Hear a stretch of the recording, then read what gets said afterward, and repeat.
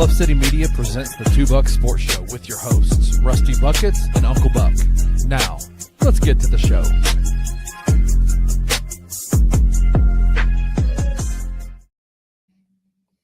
What is up, everybody? Welcome to your Monday edition of the Two Buck Sports Show. I am your co-host, Rusty Buckets, coming to you from the front porch of hell, which is East Memphis. It is so daggum hot outside, and I am grateful to be inside doing this show in the air conditioning with my guy, Drew Gann, a.k.a. Uncle Buck. Uncle Buck, what's happening on this Monday? Man, just living the dream. It, like you said, it's just hot. It's unbearably hot outside, and it's only getting worse as the week goes on. So everybody, thoughts and prayers to your air conditioning guys, your local air conditioning guys, because top priority is if your air goes out, it becomes your top priority. And so 100%. Those guys, they get no relief. Thoughts and prayers to the HVAC folks out there. Yeah, I just remember that feeling. I had a condo in Myrtle Beach that I owned before moving back here, and I woke up one morning and I was like, it's kind of steamy, a little muggy in here. I don't know what's going on. And I went and looked, and the air was set to 67, and it was 76 in there. And I was like, oh boy. Yeah, that's the problem. My unit is just sweating right now. My house is 70-something years old. Great house, sturdy house, impossible to knock over kind of house. Mm-hmm. But that air conditioning unit, when it gets in the upper 90s, it struggles. I try to keep it set on like 70 to 71 because I don't want to like pay a $500 power bill. Sure. But when I go to bed at night, it's like 75, 76, and it's just sweating. You can just hear the air conditioner groaning outside, because it's just running 24/7. 0% chance I'm sleeping in a house at 75 degrees. If I come to your house and it's 75 degrees, I'm not hanging out in your terrarium. You're a lizard, and I'm out of there. Like, there's no way. Thankfully, the master bedroom is in the basement, so we still stay pretty cool downstairs. So I was about to say, like, you talk about your house not being knocked over, it's because half of it's built underground. Like, that house is not going anywhere. Yes, if the house crumbles from the top down, we're in big trouble in the basement. Sure. Oh yeah. Well, it's Monday. Yeah, it's Monday, so we always get to everybody's favorite time waste on Monday. We waste zero time here at 11 a.m. Central, Monday, Wednesday, Friday, live, getting you started on your lunch break. So let's dive in.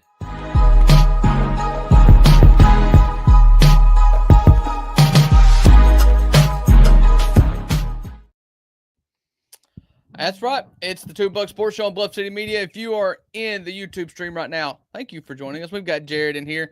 If you're watching on X, on Bluff City Media's X page or Rusty's X page, I just want to take a minute to cordially invite everybody to come on over here to YouTube. Jared's already in here. I suspect we'll have Wayno and King Meeks and the whole bunch in the comment section. So we'll see your comments if you're on the Twitter page. But if you want to talk to all the cool kids, come on over to YouTube. And when you're here, give us a thumbs up. Helps us out more than you could imagine. It seems really silly, but it does help. So, Rusty, we have a sponsor for this segment. Who is it? We do. Donna's Italian Beef, 509 Constitution Drive in Iuka, Mississippi. For those Memphians or Martin Tennesseans like Jared is, if y'all are heading to Pickwick and you go through the lovely city of Iuka, don't blink because you'll miss it. It's one exit, Highway 25. That's it. But go ahead and peel off and head up to 509 Constitution Drive for your breakfast spot. Jim's got chocolate gravy and biscuits, fried tenderloin.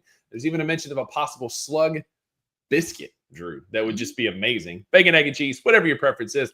On your way through, you need a sack lunch. Grab some slug burgers. Grab a hamburger, fries, tots, the works. Go see Jim and the gang at Donna's Italian Beef, 509 Constitution Drive.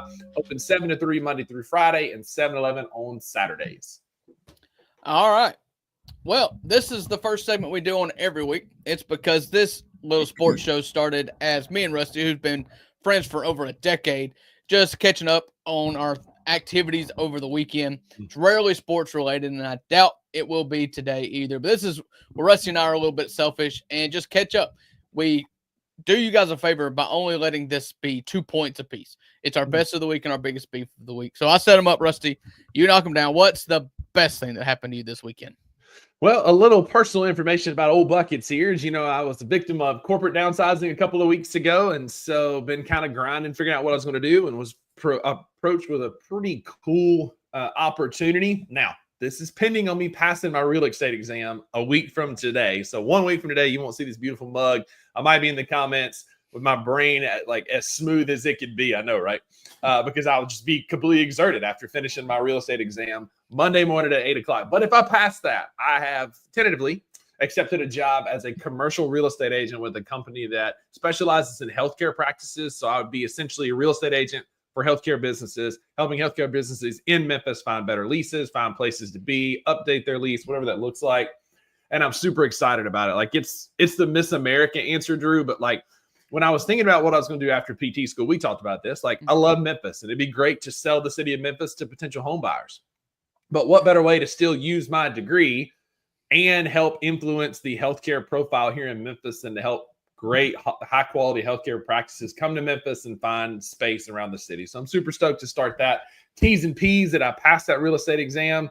I've heard it's a bear, that it's very like their whole purpose is to trick you and trip you up. So trying to study, I'm back in that grind mode. I'm taking a million practice questions and tests because Drew, it's been 12 years since I've been in any kind of school. And you kind of like test taking is a skill that you have to like, I'm trying to wake up those gears again. It's a shame, but it's true.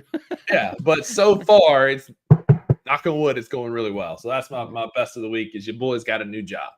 He's almost employed. Almost not unemployed, but almost employed.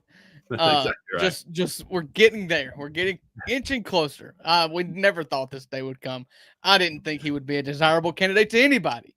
At all. And yet he had a bidding war somehow. So all right, I'll break some news too. Personal news. Is this what I think it is? Yeah. So your boy's having another kid. Let's go. Russ kept the cat in the bag. I've kept the cat in the bag for a little time. 4 wasn't enough. I mean, let's just say, we've often said that you make plans, the good Lord laughs. He's getting his laughs in on this one. My wife always wanted another one. Y'all know our story. Most of you, we've taken in 2 and we've had 2. My wife always wanted 3. I was just a 3 of our own. That was kind of her childhood dream. She wanted to have 3 kids. We've been blessed to have 2 that were given to us and that we've had for over 4 years now. We would not trade them for the world. And so I was cool with staying with 4. She wanted 5. We compromised, and oops, we have a 5. So what you don't know, Rusty, is we found out what flavor baby we're having. What is it? And that's this is my best of the week. Is yesterday we found out what flavor baby we're having. Yeah. We did this by going to my sister-in-law's house. I'm not big on gender reveal parties, okay? Silly. Especially not when you got 4 kids already, 2 of each. People asked me what I wanted, and I was genuine. And I was like, I don't care. But they both lived out of town, and so for the other 2, so they wanted to throw us a gender reveal party. Like, okay, we can have that. So we go out into the front yard. My brother-in-law and my sister-in-law emerged from the house in inflatable baby costumes. My brother-in-law wearing the pink girl one, and my sister-in-law wearing the blue boy one, and they proceeded to wrestle in the yard.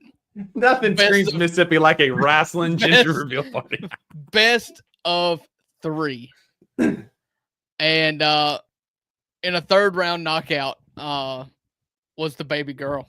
So we're having another girl. Yeah. Let's go. Yeah. So we're gonna have a girl, and the main reason why I'm excited is because my current baby girl, Jenny, my 3-year-old, that's all she wanted. She wouldn't even entertain the idea of another brother. Nope, she wanted a girl. So I'm just happy for her. We'll have a little girl.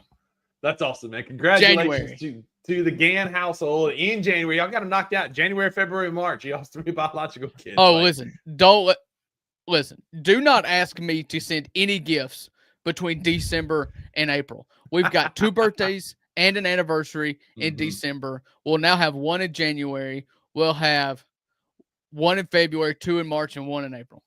That's wild, man. So, but don't ask that's for real. anything.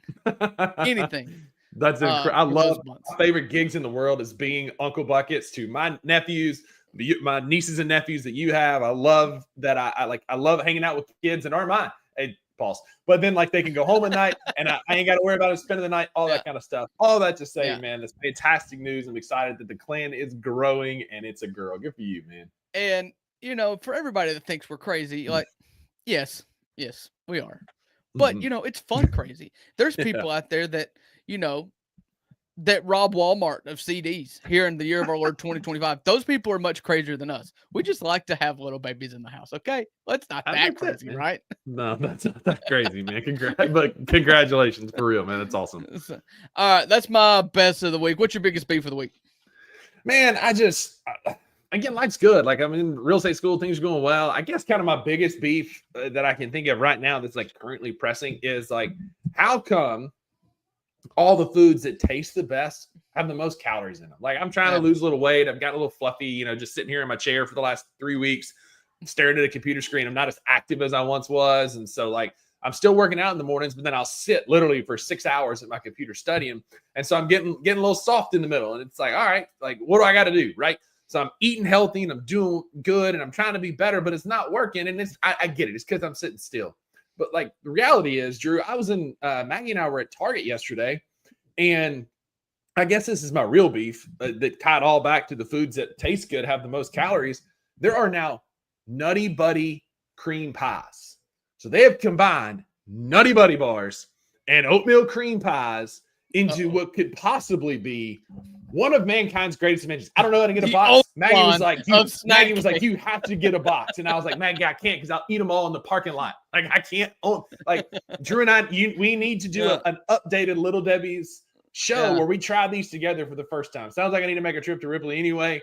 And so my beef of the week is there's now a Nutty Buddy cream pie out there staring me in the face, and I need to eat, and it's not going to help my current calorie goals. That's a good point. I would always say, like, when you start doing mashups of really good things into one, what you would think to be super good thing, the Ultron of like snack cakes, pump the brakes a little bit. I'm always a little leery. I get it. Don't always mess up a good thing. I saw where Reese's peanut butter cups are adding jelly in that, and I could not be a harder pass. Like, M&M's have peanut butter and jelly. Because you can now. Do something doesn't mean you should. There is a $2 episode out there that details that. Remember, at Christmas time, we sampled every single variation of Christmas tree cake there was, and some of them were hits, most of them were not. And so you can mess up a good thing by adding another good thing to it. But I have high hopes because it's just peanut butter and cream and more chocolate, and just like, I don't know how this could be bad. Yeah. We are in July now. We have went over the hump here of the year, which means we are going fast and downhill into Christmas tree cake season. So that's time of the year, baby. You will get a $2 episode of us eating all the Christmas tree cakes again this year. We need a sponsorship deal from Christmas tree cakes. All right, my biggest beef of the week. That's going to be the fact that I spilled a Pepsi from the drive-through window into my lap in Corinth, Mississippi yesterday. My wife wanted Taco Bell because I think she's still 14 and pregnant with cravings. Taco Bell's goated. So, hey, listen, our poll on Friday proved that Taco Bell is still goated. Yeah. I think there was like 6 people that voted in that, right? And a quarter of them were us. We got a bunch of them on Instagram. We got a bunch more on Instagram. Okay. You got 1 vote on Instagram. Yeah. Well, I'm going to leave that alone. But as the Pepsi was handed into me, the lady smashed it into the little roof of the van and poured all over my crotchal region, and I had to drive home Winnie the Pooh style. You know what Winnie the Pooh style is? Bottomless. Shirt, no pants. Shirt, no pants. I did get a towel from the back though. Luckily, my wife hoards things in the trunk of the van, and so we had a spare beach towel. So yeah. All of it. We didn't get pulled over. The guy at Taco Bell didn't see nothing. So we just rode back Winnie the Pooh style. It happens, man. It does. And thankfully, there were no roadblocks, no pullovers, none of that would have led to a stickier situation. But that's where we're going to leave it at. So we got a lot of sports, basketballs, baseballs, footballs, all the things, all the balls to talk about. Before we do, I want to talk to you about Ounce of Hope. Scan that QR code, bottom right of your screen. It'll take you to ounceofhope.com. Use the code BLUFF. City for 15% off. Y'all don't forget, August 16th is coming up. It's fast approaching, much like Christmas tree cake season. And we've got Choking and Token in Mid-South, Krav Maga, and Jiu-Jitsu. Come hang out with us. Some of your favorite BCM personalities are going to be there. House of Hope is going to be there. You can get to see people get folded like a cheap suit. It's going to be fun. I am not one of them. I will be there partaking and watching, not participating. No thanks. That is not what I'll be doing. But come hang out with us. Also, if you're interested, man, I'm telling you, it's one of the most fun things I've done in a while. Agritourism here in Memphis is a real thing. We're in the South as part of it. Go see Cam and the gang at the Ounce of Hope Aquaponics Farm in South Memphis. Give them a call. Get a tour set up. It's really cool to see their koi ponds and how they harvest the fish poop that they then put on the plants that they harvest their product out of. It's an awesome experience. It's a great Saturday afternoon thing to do. So reach out to Cam and the gang and see about starting your tour today. And then don't forget the code BluffCity at ounceofhope.com.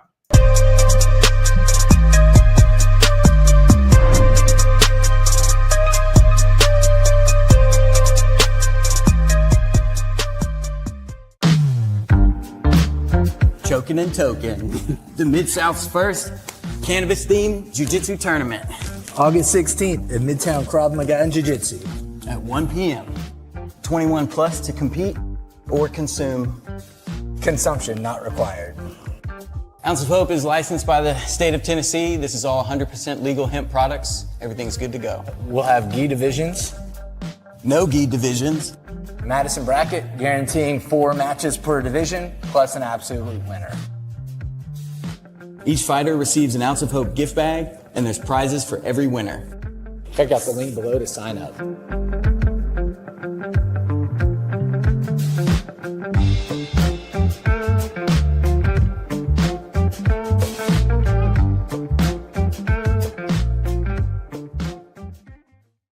Well, maybe the biggest news of the day is that another conspiracy that I had been sitting on, that I had engaged a couple people in, is the where is Cedric Coward? Why is he not around? Like, why what are they hiding? Yeah. Like, if you're in the summer league, if you're out there in Vegas, the amenities that are available to you aren't available like they would be if you stayed your ass at home. But Anthony, he's hurt, man. Like, breaking news, he's hurt. Yes, right. he is. Anthony, he's Zach Kleiman once again. He got fooled, Anthony. They He drafted a broke dude. He did. The guy, he's hurt. Like, he's rehabbing right now. He's getting his shit together. So, but it was insanely fun to Kenneth Stubblefield, and the reason why is because his troll level is elite. Of course, he had the Michael Jordan T-shirt on in the interview with Mike Wallace. That dude is funny, bro. Like, I think if he's anywhere close to being good, I think he's going to be a beloved player. Check out the Anthony Sane Show live Monday through Friday at 2 p.m. only on the Bluff City Media YouTube channel.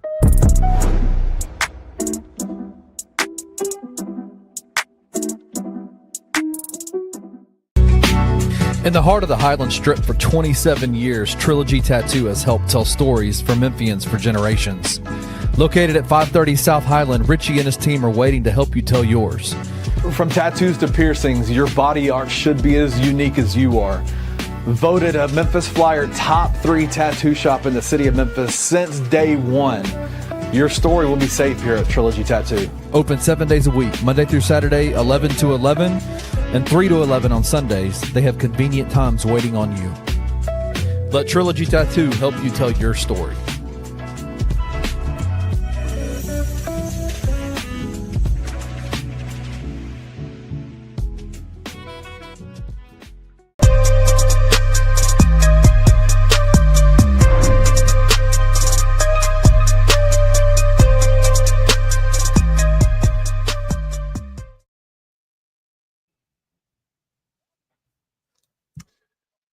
And I think my co-host is still muted. Here we go. Once again. Can't come back from a commercial break, man. This happens. Come on, we're professionals, Drew. Come on, man. I'm just kidding.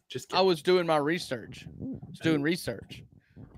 On, I just forgot. No. I'm about to say on Nutty Buddy oatmeal cream pies. I just filled my Walmart card up. I'm going to pick it up today after work. Welcome to segment number 2 of the $2 Sports Show on Bluff City Media YouTube page and X page. And this is where we get into sports. Listen, we are primarily a Memphis Grizzlies podcast, but we're going to get into some college football coming up. But Rusty, what are we doing first? What are we doing now? We do have a little NBA news to get to. Former Memphis Grizzly legend Marcus Smart was bought out by the Washington Wizards over at the end of last week, over the weekend, and is now signing an offer with the Los Angeles Lakers. The Lakers and the Clippers are apparently collecting all the older players in the NBA. Is that we want them all that are not, in Washington anymore? Come to us. We like those older players out here. And so Marcus Smart is going out there for a career revitalization. Though I saw something over the weekend. It's like, basically, if you go to the Lakers, you're about to retire. Seeing Rajon Rondo there, and several others over the last few years. Marc Gasol. Last stop. Yep. Last stop, Marc Gasol. Last stop now for Marcus Smart? Question mark. Drew, does this move the needle at all for you on the Lakers? No, not particularly. I've always liked Marcus Smart. I was high on Marcus Smart even when he got traded away from the Grizzlies because I just like what he's made of. But no, in the same vein, it doesn't make me feel anything anyways. I mean, the Lakers are old. They've got a LeBron James problem now. They do have Luka Doncic that plays for them. So they're going to be fine. It doesn't move the needle one way or the other for me, though. Edward gets it. The Lakers and Clippers are going to be playing for the AARP chip. Winner gets the best benefits and a free Sunday dinner at Piccadilly. So shout out to Edward. He gets it, man. So they're the only team that has players that still eat at O'Charlie's. That's it. or Ryan's Buffet if they're still around. But I'll say, like, Marcus Smart came to us on a $20 million deal. It was an ugly deal. He signs a $5 million basically vet minimum with the Lakers because that's all they can afford around that LeBron and Luka contract.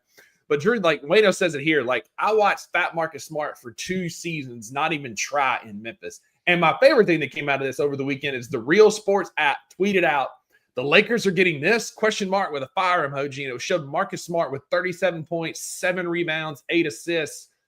But it was from January of 2020. So it's not like it's been any kind of recent event where he had a game like that. There's a game where he hit 7 threes against the Lakers previously. And it happens on occasion, but to expect that night in and night out at this point in Marcus Smart's career, I think is a pipe dream. And I'm like you, like if anything, maybe it adds a win, but I don't think it's going to do anything in the long run for the Lakers' title hopes.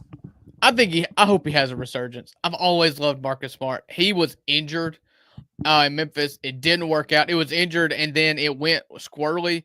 But it was the first thing to go squirrely in a long list of things that went squirrely. So we kind of hold him as like, oh, well, he wanted out. Well, it turns out everything went bad. It was just him first.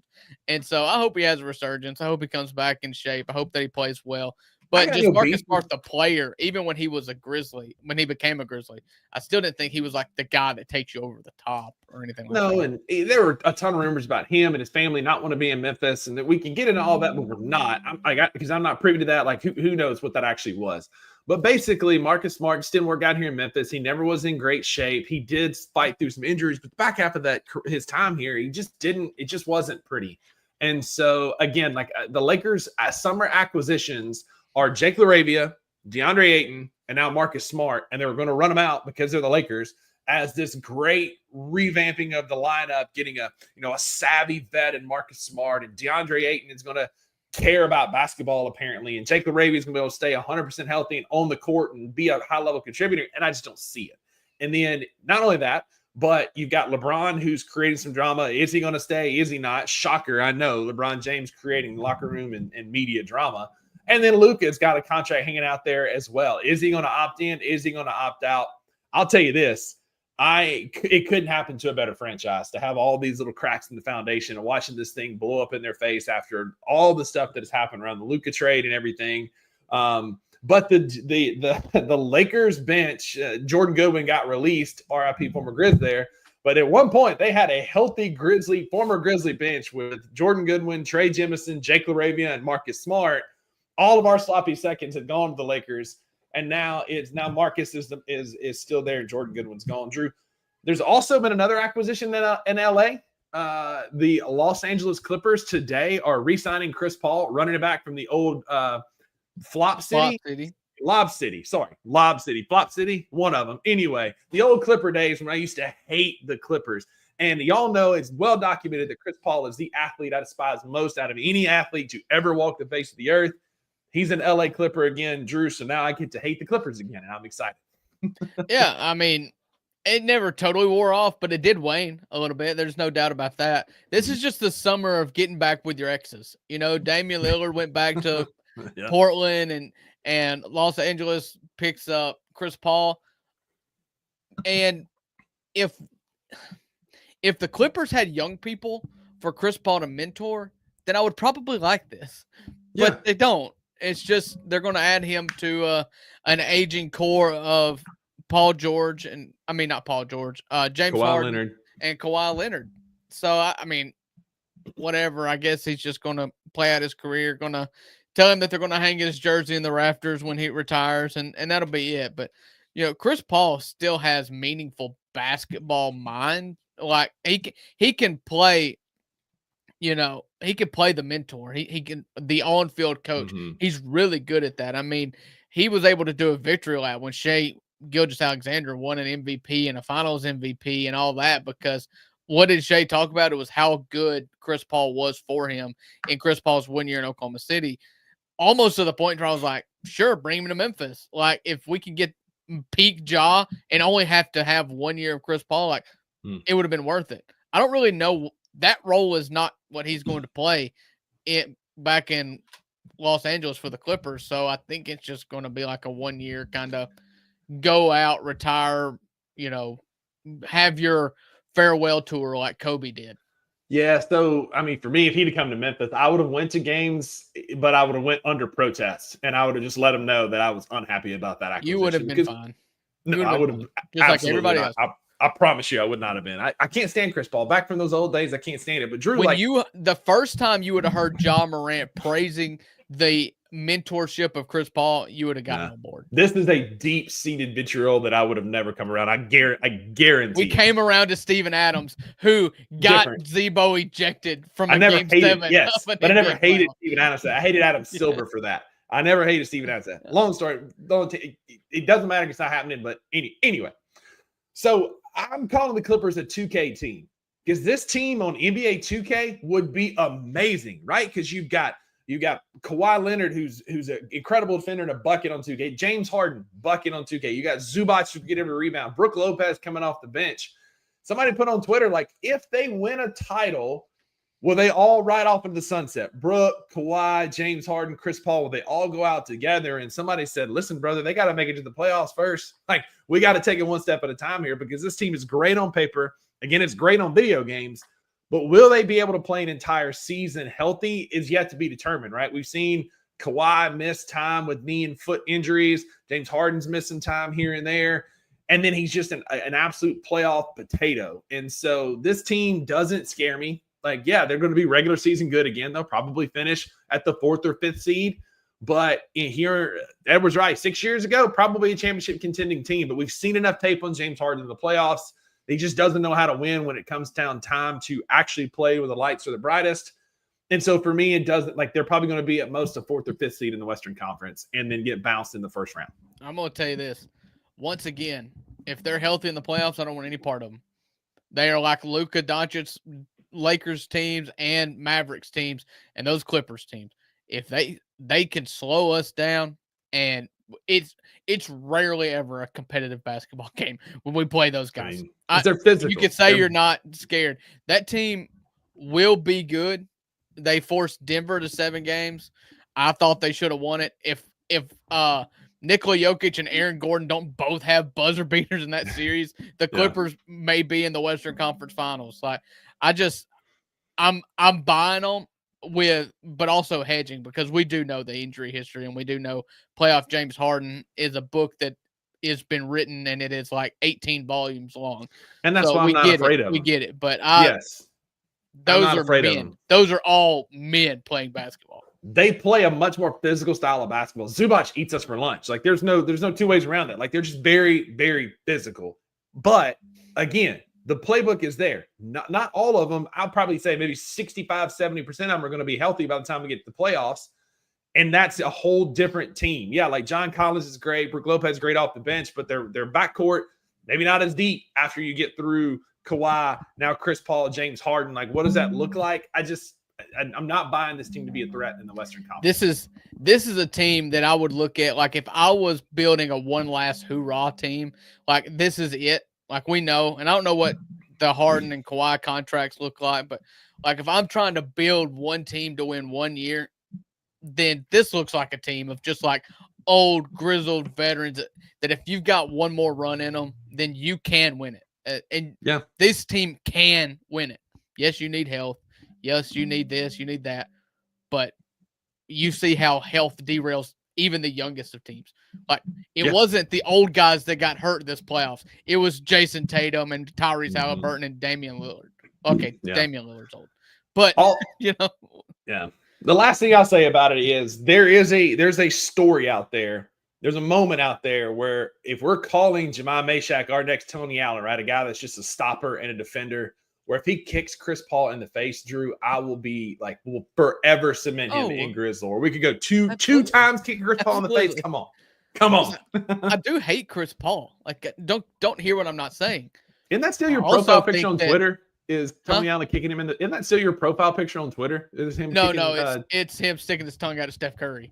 Oh, that's it. Yeah. No, don't hear what I'm not saying. I do hate Chris Paul, but I'm not going to be the one to downplay his impact of what he could have on John Morant. That's my only thing. And I would be willing to say it may be worth it. Yeah. So, no, I would take one for the team. Rusty wouldn't. Absolutely not. No, get out of here. Miss me with that. F Chris Paul. And with every fiber of my being. So we do need to tie a bow on Summer League. The Memphis Grizzlies picked up one PJ Hall from the Charlotte Hornets, who won their first title of ever, any level, division, NBA Cup, whatever. First time in the history of the franchise they won a title as they won the Summer League championship last night, with Concanipple being the Summer League championship game MVP. And the Grizzlies poached PJ Hall, who had a great summer league for the Hornets off that team. Drew, are you shocked by the Hornets' success? And do you think PJ Hall has a chance to stick on this Memphis roster? Okay. Well, one at a time then. Sure. I was going to sarcastically say, hang a banner, Summer League champions, but, they might actually need to hang a banner. Yeah. You've got something to be proud of, I guess. I mean, that's it. It's the first time. So Legion Hoops is who I saw it earlier. Hang on real quick. Legion Hoops earlier. So I saw it. They have never won a championship, conference championship, division title, or summer league title in franchise history. It's their first one last night. I mean, if you were going to have the mantra like success is in our future, I guess you can start by winning the summer league, right? Mm-hmm. You took 3 white guys and then you won the summer league title. Yeah. Maybe that is the recipe, and the Grizzlies are trying to take a little bit of their white. You know what I'm saying? A little bit of their future. In what's the guy's name? PJ Hall. PJ Hall. I said it this morning on the Daily Grind. I'm gonna say it again. This is just J Huff. PJ Hall is just J Huff. Different skill set though. White guy from Summer League his claim to fame is like he's a really good G League player. He's going to play the post. He's probably going to end up playing more minutes than what we thought he was going to play because of injury. He's just J Huff. And you know what? I'm okay with that. I like J Huff. Tell me you don't know anything about it without telling me you don't know anything about it. Tell me you ever heard about this guy before it hit Grizz Twitter that he was. No, but I've done some research since then and know that his skill set is a complete opposite of J Huff because we have a show and because we talk about the Grizzlies and because I want to know who the Grizzlies are picking up. All right, so think be if lazy. You were to just say like, lazy, just white bread generic created player NBA 2K names, J Huff, PJ Hall, like they are so interchangeable. I want to go ahead and apologize to our listeners out there for my lazy co-host who knows nothing about PJ Hall or does any research for the show. So I will tell the people. I will tell the people. PJ Huff. I'm going to mute this guy so I can talk. We're gonna tell the people that PJ Hall is not J Huff. J Huff is a skinny, non-rebounding 7-footer who can shoot threes. And PJ Hall is a dog. Backwards. Oh my God. PJ Hall is completely different. He was a dog at Clemson. He got 6.5 rebounds per game in college. He was getting a bunch of rebounds in the G League and in Summer League. He came to Memphis and they lost to Memphis when they played here 79-73, but he had like 23-7, including a massive dunk where he turned and talked crap to the fans. Then they came here for the first round of the NCAA tournament, won both games here in Memphis, and PJ Hall was a force in both of them. Yes, he hasn't seen a lot of NBA minutes. Last year, he was on the Nuggets team. He went back and forth on the two-way between the Nuggets and their G League team. But then he had an incredible summer. He played really well for Charlotte. He's an aggressive, big body rebounder. He's only 6'10", is a slight, but he's long, he's athletic, he's a good defender, and he has a high motor, which is something that Jay Huff never could say. Jay Huff gave you great little bursts where he'd shoot, but like Jay Huff was all smoke and mirrors because he was a former G League Defensive Player of the Year that didn't play a lick of defense in the NBA, was absolutely hunted. I think PJ Hall is going to be different. I don't think he's going to be our starting center after November or December. I don't think he's going to get a ton of minutes in 2026, but he's going to be a good stopgap until Jaren and Edie are back. I think we got a dog in PJ Hall, but not a long-term fix. I'm not saying that he's just the second coming, but he's going to be better than what Jay Huff was. PJ Huff. I'm just saying. They're just they are two ways. I'm not like I'm just trying to like I'm not saying he's not going to be the fix, but he's going to be a great band-aid in between. You said he was a dog in college when he was quite literally a cat, a tiger at Clemson. Okay? False. Fake news. I'm so sorry to the people out there. I am so sorry. I'm so sorry to our listeners out there. But PJ Hall is going to be a great two-way guy. Jay Huff. He's going to be whatever. Why do you always talk about white guys, man? Huff. So PJ Hall, PJJ, like they're interchangeable. Are they the same basketball player? No, but he's a two-way. I mean, Drew lives on haterade, Jared. That's what you can tell. If it's a white guy on the Grizzlies, he's going to live on haterade. And what are you talking about? I'm the Jake Arabia guy. So we're going to move on. So Javon Small for the Memphis Grizzlies had quite the summer. If there was one bright spot for the Memphis Grizzlies on that summer league team this year, it was Javon Small. And I know this is busy, and I'm going to apologize for that in advance, but I do want to throw it up because it is pretty cool to look at. If you look at this is rookies in summer league based on where they were drafted at and what their stats were. These go over to the right-hand column down to number 48 and look at Javon Small, the Memphis Grizzlies. His per 36 stats from Vegas, Salt Lake, all put together, which he didn't play a ton of Salt Lake, are better than Cooper Flagg. I'm not saying that he's a better player than Cooper Flagg, but he's on par with the Cooper Flaggs, the Dylan Harpers, the VJ Edgecombs of the world from a scoring standpoint, especially like a true shooting standpoint. His defensive DRE, his defensive rating is better. Like, we might have found something in another two-way guy in Javon Small. And, Drew, there was a couple of times where we saw some behind-the-back dribbles and some quick moves through the lane where Javon Small was giving flashes of 12. I'm not saying that he's the next Ja Morant, but I like that we've got another point guard on this roster that is just as quick and shifty as Ja that can give us some minutes as a two-way guy. I mean, yeah, you're gonna need some point guard help. You need somebody to emerge. We've seen it. We've not been able to count on Ja's health. And so did they try to go get what could be Ja in the second round in small doses? Yeah. And I think you've seen that Javon Small can be good. He can be dynamic with the ball in his hand. And if it's time in West Virginia says anything, he can also defend. So, yeah, I like Javon Small. I did not realize his minutes were that productive, mainly because when everybody was excited about summer league, he wasn't playing, and then once they kind of benched everybody, all the good players, he came back into the lineup and held his own pretty well. So yeah, he's going to be a two-way with PJ Huff and with Jemai Meshack.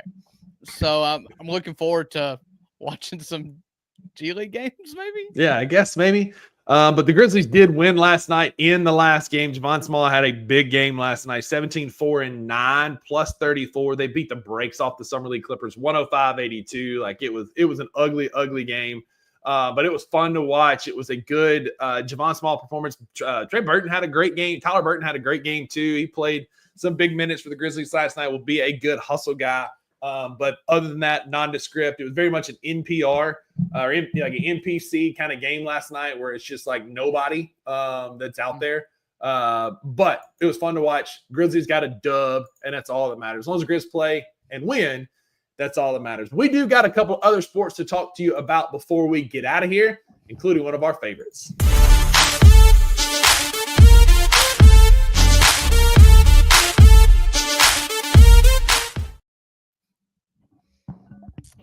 All right.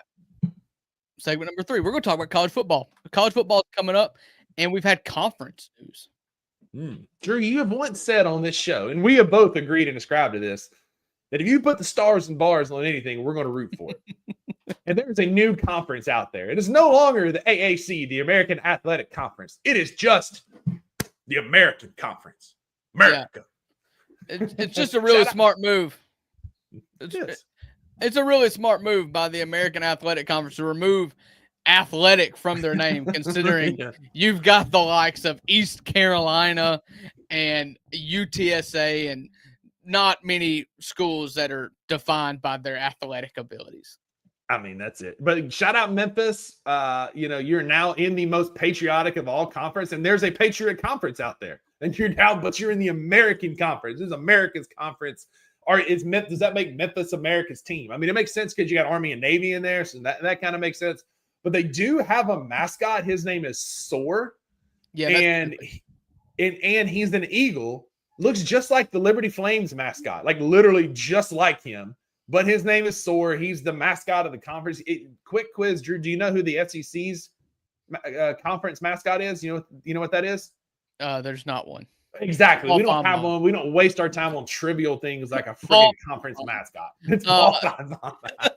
I didn't realize conferences had mascots, and I'm not just going to take this time to bash on the American Conference because they did try to pull the Patriot card here, and I don't blame them for trying. Just, America is a nation of excellence. Mm-hmm. The American Conference is not even in the Power Four. So, yeah, that's fair. You're still in the group of 5, but you're still America, I guess. Yeah. I mean, if you are the American Conference, the equivalent on a global scale would be like Chile. Basically. Everybody can identify you on a map, but you're not really known for anything. Exactly. In non-college football news, what? Go ahead. No, I'm just proud of myself for that one. In non-college football news, Will Levis decided to undergo season-ending surgery after, I guess, losing the job to Cam Ward. I mean, I understand you want to get healthy, whatever, but he's missing the entirety of the 2025 season to get a shoulder injury repaired, getting him set up and ready to go for 2026. He said he wants to focus on health and getting himself and his body right for a return to football and see if he can be the quarterback that he once was. Drew, to me, as the Titans fan, good riddance, honestly. Like, that's just one less thing I got to worry about. I am going to miss the Will Levis memes because it felt like every Sunday we were getting a new reaction meme or like. Because that was at the expense of your own team. Exactly. I'm not. He can go eat mayonnaise and drink it in his coffee all he wants, watching football. Cam Ward's the quarterback of the future. Yeah. But it's just funny. Like, my first thought, like, I hope he gets himself taken care of. My gut reaction was, AKA, I got beat to sleep in the quarterback race. I'm sitting this one out.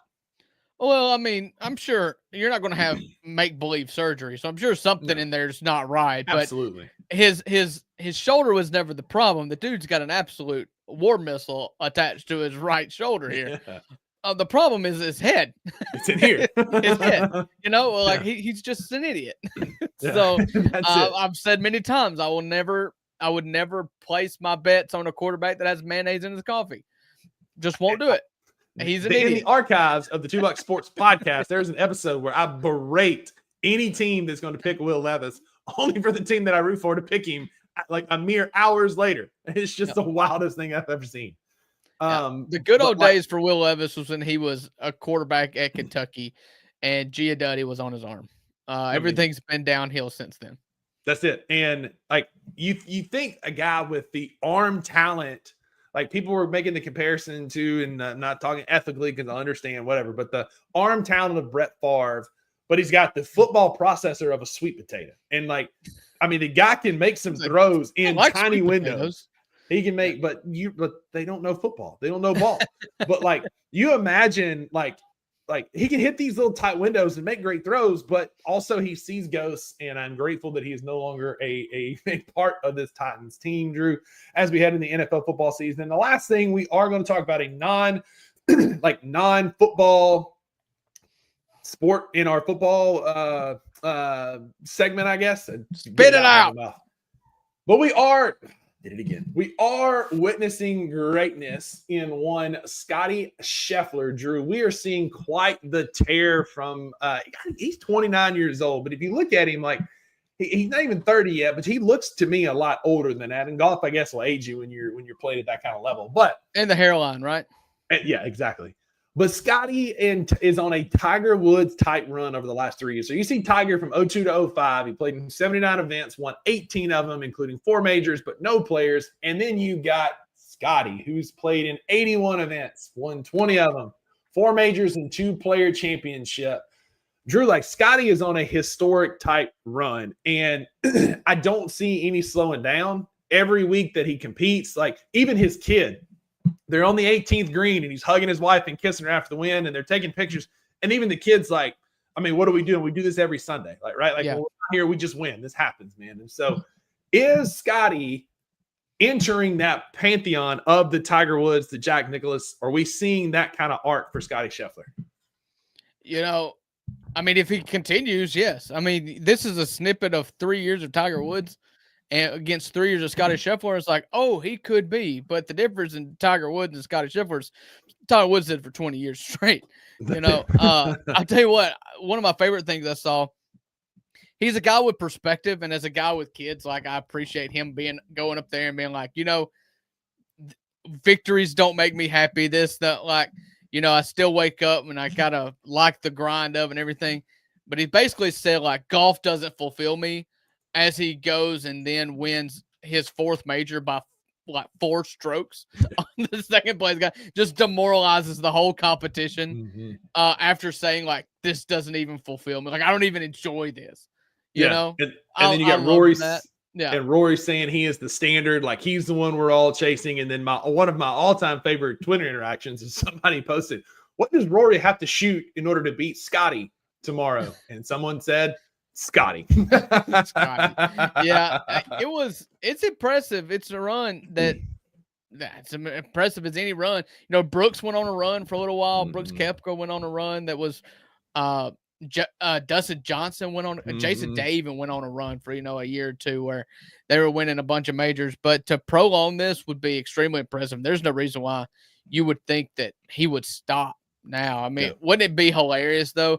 He's now got 3 of the 4 legs of the career Grand Slam that Rory just spent like 11 years trying to complete. If he goes and just gets it, just like, and you know, what's another one? Big deal. You know, I win a trophy on Sunday and bank like $10 million, but guess who's still changing diapers at 2 a.m.? This guy. And that's what I love more than golf. Yeah, exactly. Just let's being a dad. Yeah, you go out there, drink your beer, and divorce your wives. I'm just gonna like be dad and be awesome at golf. And beat you to sleep on the golf course. That's exactly what's going to happen. Yeah.